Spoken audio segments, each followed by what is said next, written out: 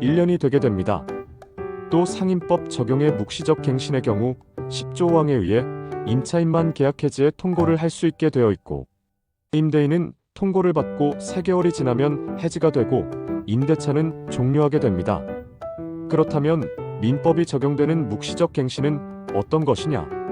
임대차 계약 기간이 종료했는데 임차인이 그대로 사용을 하고 있는 경우에 임대인이 거기에 대해서 상당한 기간이 지나도록 아무런 말도 안 했을 때 묵시적 갱신이 됩니다. 민법 639조에서 찾아볼 수 있고요. 이때는 또 민법 635조에 의해서 임대인 측에서 해지 통고 시에는 6개월, 임차인 측에서 해지 통고 시에는 1월이 지났을 때 해지된다 라고 규정해서 임대인과 임차인 둘 다에게 묵시적 갱신에 대한 해지요 구권을 규정해주고 있습니다. 이 부분은 상임법과 다르죠? 또 민법 묵시적 갱신의 경우는 민법 639조 후단의 규정에서 전 임대차와 동일한 조건으로 다시 임대차한 것으로 본다라고 규정하여 상임법에서 묵시적 갱신이 1년으로 보는 것과는 다르게 전 임대차와 동일한 기간으로 됩니다. 이 부분 차이가 있으니 유의해야 할 것입니다.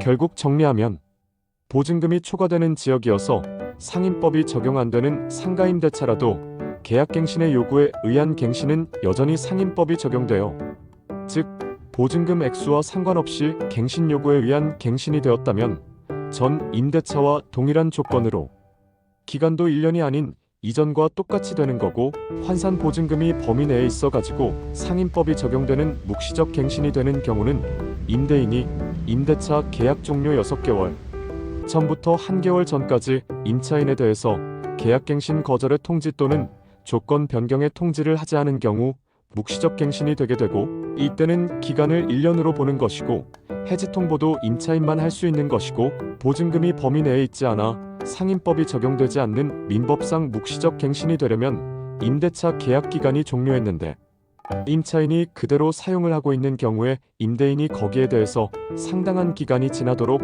아무런 말도 안 했을 때 묵시적 갱신이 되며, 이때는 기간은 1년이 아닌 이전 임대차 기간과 같게 됩니다. 해지 통보도 임대인, 임차인 둘 다에게 있고요. 노블 정창래 변호사는 사법연수원 36기로 경력 17년 이상이며 부동산 전문 변호사입니다.